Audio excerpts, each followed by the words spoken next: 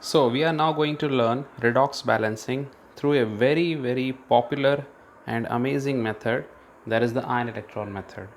और हमने लिया है एक classic example of ferrous sulfate being oxidized by potassium permanganate in the presence of H2SO4. So this makes the medium acidic to give ferric sulfate and MnSO4 and other products. First of all हमें क्या करना चाहिए, हमें सबसे पहले सभी के oxidation number से ये पहचान लेना चाहिए कि किसका रिडक्शन हो रहा है, किसका ऑक्सीडेशन।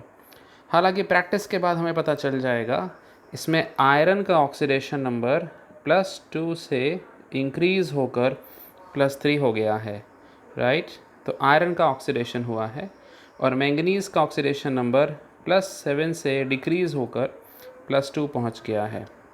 सो मैंगनीज़ का यहाँ रिडक्शन हो गया है, right. So this is the reduction part and that is the oxidation part. So that means iron is the reducing agent and manganese part is the oxidizing agent.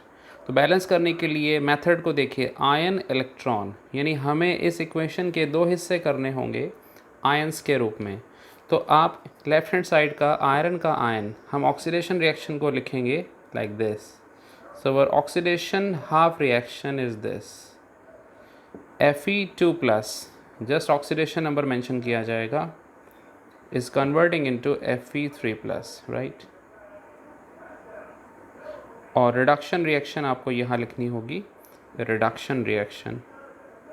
तो reduction half हो जाएगी ये MnO4- आपको potassium हटाना होगा and then it is converting into Mn2+, यहाँ से हमें सल्फेट हटा लेना होगा। विद एक्सपीरियंस एंड प्रैक्टिस हमें ये पता चल जाएगा सल्फेट दोनों तरफ सेम फॉर्म में है, यानी sulphate is not taking part as such in the redox reaction, it is a part of surroundings of the reaction. इसे कहते हैं स्पेक्टेटर आयन। पोटेशियम भी वही रोल प्ले कर रहा है, हाइड्रोजन ऑक्सीजन। तो potassium, oxygen, hydrogen and sulphur, these are the atoms which are not taking part in redox reaction. यानी पोटेशियम यहाँ कुछ नहीं कर रहा, सल्फर यहाँ कुछ नहीं कर रहा, ऑक्सीजन यहाँ कुछ नहीं कर रहा और हाइड्रोजन, तो these are just silent in the reaction. So actually reaction is taking place between iron and manganese, but they are the surroundings. अब आइए बैलेंसिंग की शुरुआत करते हैं। तो बैलेंसिंग में पहले मेथड समझिए। सबसे पहले हमें उस एटम को बैलेंस करना होगा जो ऑक्सीडाइज या रिड्यूस हो रहा है। तो यहाँ आयरन बैलेंस्ड है बाय डिफ़ॉल्ट और यहाँ मैंगनीज भी बैलेंस्ड है। Then the second step goes for the oxygen atom. तो ऑक्सीजन की यहाँ कोई रिक्वायरमेंट नहीं है, but here you can see we require 4 oxygen. So definitely with the help of water we'll do that. तो 4H2O, oxygen balance हो गया। Then you balance hydrogen by using protons. तो यहाँ कोई रिक्वायरमेंट नहीं है, यहाँ यू रिक्वायर 8 प्रोटॉन्स, तो you just add this 8H+, right. And then finally you balance the charge by using electrons. तो या तो आप इसे ऐसे समझ लीजिए, एटम, ऑक्सीजन, हाइड्रोजन और चार्ज, या समझ लीजिए एटम, ऑक्सीजन, हाइड्रोजन, इलेक्ट्रॉन। तो इस तरह से आप अपने आयन इलेक्ट्रॉन मेथड को ब्रेक कर सकते हैं। अभी ये रेसिपी हमारी एसिडिक मीडियम में आ रही है, बेसिक मीडियम के लिए हम एक स्टेप एक्स्ट्रा लगाएंगे बाद में। नाउ लेट्स सी चार्ज की बैलेंसिंग। यहाँ +2 का चार्ज है और इधर +3 का। सो यहाँ अगर एक इलेक्ट्रॉन ऐड कर दिया जाए, so this will make this completely balanced. यहाँ पर टोटल चार्ज, बच्चे कई बार चार्ज को मेजर करने में गड़बड़ करते हैं। यहाँ टोटल चार्ज +2 है और यहाँ का टोटल चार्ज, कई बार स्टूडेंट कोफिशिएंट नहीं देखते, कहते हैं 0 है। जी नहीं, ये 8 टाइम्स है। सो 8 times plus and 1 minus, this makes +7।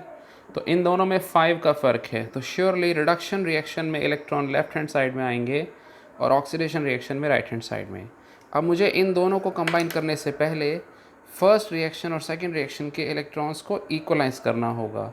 So that means I need to multiply this 5.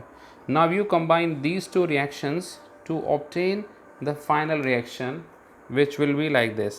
The coefficient of iron will be surely 5, so you put 5 over here. Coefficient of manganese will be remaining 1, this will be 1. Then H plus, we will look at this. This is 8H plus and there are 2H plus over here, so surely there will be 4 over here.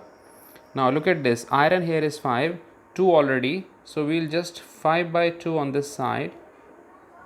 Then Mn is already balanced. Potassium, there is one potassium here, so you put half over here, and then water is 4, so this is 4. Now to avoid this half, you can finally multiply your reaction by 2 and you can get the molecular form of the redox reaction. So apply this technique AOHE. This will help you get the balancing in acidic medium.